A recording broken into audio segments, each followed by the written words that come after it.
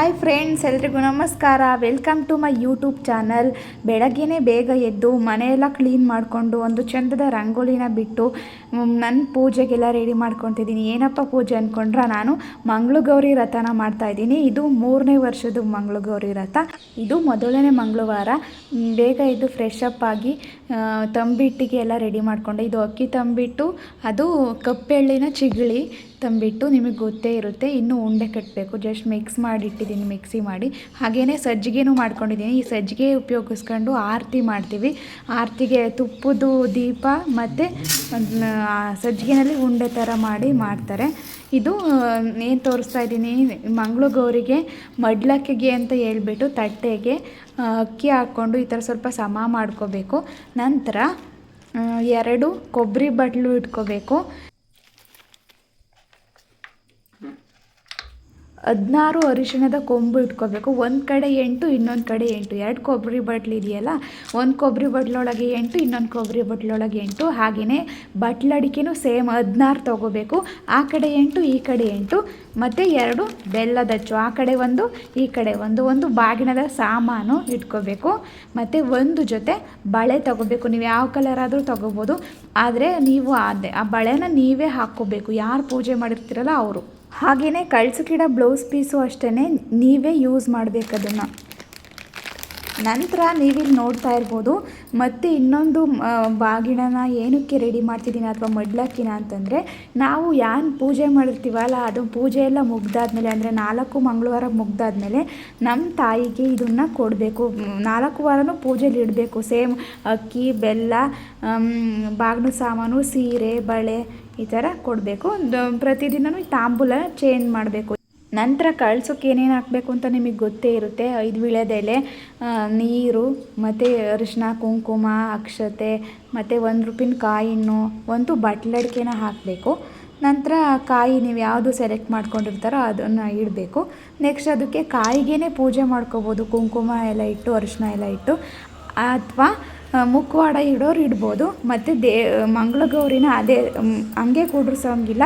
ಮಾಮೂಲಿ ಲಕ್ಷ್ಮೀನ ಯಾವ ಥರ ಕುಂಡ್ರಿಸ್ತೀವೋ ಕೆಳಗೆ ಅಕ್ಕಿ ಹಿಟ್ಟಿನಿಂದ ರಂಗೋಲಿನ ಹಾಕ್ಕೊಂಡು 8 ಪದ್ಮ ಅಂತಾರಲ್ಲ, 8 ಇದ್ರದ್ದು ಹೂವಿಂದು ಆ ಥರ ಹಾಕ್ಕೊಂಡು ಪೂಜೆ ಮಾಡ್ಕೊಳೋದು. ನೋಡ್ತಾ ಇರ್ಬೋದು ನೀವು ಎಷ್ಟು ಚೆನ್ನಾಗಿ ಕಾಣ್ತಿದೆ ನಮ್ಮ ಗೌರಿ ಅಂತ.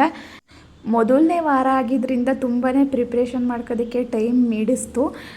ನೆಕ್ಸ್ಟು ವಾರದಲ್ಲಿ ಅಥವಾ ಕೊನೆ ವಾರ ಏನು ಮಾಡ್ತೀನಲ್ಲ, ಆವಾಗ ಡೀಟೇಲಾಗಿ ಪೂಜೆನ ಯಾವ ಥರ ಮಾಡೋದು, ಮೊದಲು ಏನೇನೆಲ್ಲ ಮಾಡಬೇಕು ಅಂತ ಬುಕ್ಸಲ್ಲೆಲ್ಲ ಕ್ಲಿಯರಾಗಿ ಕೊಟ್ಟಿರ್ತಾರೆ. ಆದರೂ ಒಂದು ಸಲ ನಿಮಗೆ ತೋರಿಸ್ತೀನಿ. ನಿಮಗೇನಾದರೂ ಆ ವಿಡಿಯೋ ಬೇಕು ಅಂತಂದರೆ ಕಮೆಂಟ್ ಬಾಕ್ಸ್ನಲ್ಲಿ ಕಮೆಂಟ್ ಮಾಡಿ. ಇಷ್ಟೇ ಹೇಳ್ತಾ ಕೊನೆಗೂ ಪೂಜೆ ಮುಗೀತು. 6 ಗಂಟೆ ಆಗೋಯ್ತು. ಪೂಜೆ ಆಗೋ ಅಷ್ಟರಲ್ಲಿ ಟೈಮೇ ಆಗೋಗ್ಬಿಟ್ಟಿತ್ತು. ಅದಕ್ಕೆ ವೀಡಿಯೋ ಮಾಡ್ಕೊಳಕ್ಕಾಗಲಿಲ್ಲ. ನಮ್ಮ ಮನೆಯವರು ನನಗೆ ಹೆಲ್ಪ್ ಮಾಡ್ತಿದ್ರು, ಅದಕ್ಕೋಸ್ಕರ ಅವರು ವೀಡಿಯೋ ಮಾಡ್ಕೊಡೋಕ್ಕಾಗಲಿಲ್ಲ. ಅಂತೂ ಪೂಜೆ ಎಲ್ಲ ಮುಗೀತು ಬೆಳಗಿಂದು. ಎಲ್ಲರೂ ಆರತಿನ ತಗೊಳ್ರಿ. ಮಂಗಳಗೌರಿ ಎಲ್ಲರಿಗೂ ಒಳ್ಳೇದು ಮಾಡಲಿ ಅಂತ ಕೇಳ್ಕೊತೀನಿ. ಸಂಜೆನೂ ಅಷ್ಟೇ ಇದೇ ಥರ ಮತ್ತೆ ದೀಪ ಹಚ್ಚಿಸಿ ಪೂಜೆ ಮಾಡೋದಷ್ಟೇ. ಒಬ್ಬರು ಅಥವಾ 3 ಜನ ಅಥವಾ 5 ಜನ ಅಥವಾ 9 ಜನ ಅವರ ಇಚ್ಛೆಗನುಸಾರವಾಗಿ ತಾಂಬೂಲನ ಮುತ್ತೈದೆಯರಿಗೆ ಕೊಡ್ಬೋದು.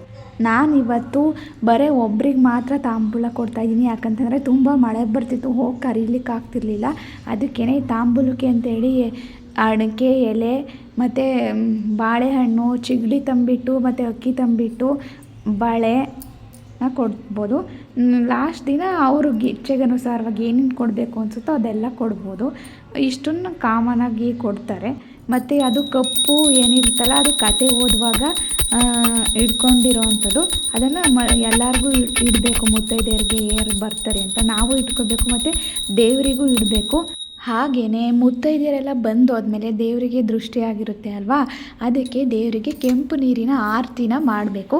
ಕೆಂಪು ನೀರಿನ ಆರತಿನಲ್ಲಿ ಸುಣ್ಣ ಹಾಕಬಾರ್ದು, ಬರೀ ನೀರು, ಅರಿಶಿನ, ಕುಂಕುಮನ ಹಾಕಿ 2 ದೀಪನ ಇಟ್ಟು ದೇವರಿಗೆ ಆರತಿನ ಮಾಡಿ ಎಡಗಡೆ ಉಬ್ಬಿಗೆ ಅದನ್ನು ಇಟ್ಬಿಟ್ಟು ಅದನ್ನು ಮತ್ತೆ ಕಳಸನ ಕದಲಿಸಿದ್ರೆ ಅಲ್ಲಿಗೆ ಪೂಜೆ ಮುಗಿದಂಗೆ ಆವಾರದ್ದು.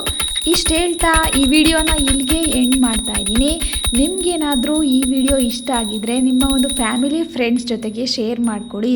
ಹಾಗೆಯೇ ನಮ್ಮ ಚಾನಲ್ನ ನೀವು ಇನ್ನೂ ಸಬ್ಸ್ಕ್ರೈಬ್ ಮಾಡದೆ ನೋಡ್ತಾ ಇದ್ದರೆ ದಯವಿಟ್ಟು ಹೋಗಿ ಒಂದು ಸಬ್ಸ್ಕ್ರೈಬ್ ಮಾಡಿ ಅಂತ ಕೇಳ್ಕೊತೀನಿ. ಹಾಗೆಯೇ ಈ ಒಂದು ವಿಡಿಯೋದ ಬಗ್ಗೆ ನಿಮ್ಮ ಅನಿಸಿಕೆ ಅಭಿಪ್ರಾಯಗಳನ್ನು ಕಮೆಂಟ್ ಬಾಕ್ಸಲ್ಲಿ ತಿಳಿಸೋದನ್ನ ಮರಿಬೇಡಿ. ಇದಿಷ್ಟು ನನಗೆ ಗೊತ್ತಿರೋವಂಥ ಪೂಜೆ ವಿಧಾನ. ನೀವು ನಿಮ್ಮ ಮನೇಲಿ ಯಾವ ಥರ ಮಾಡ್ತೀರಾ ಅಥವಾ ನಿಮ್ಮ ಮನೇಲಿ ಈ ಥರ ಆಚರಣೆ ರೂಢಿ ಇದೆಯಾ ಇಲ್ವಾ ಅಂತ ಕಮೆಂಟ್ ಬಾಕ್ಸಲ್ಲಿ ಹಾಕೋದನ್ನ ಮರಿಬೇಡಿ. Thanks for watching.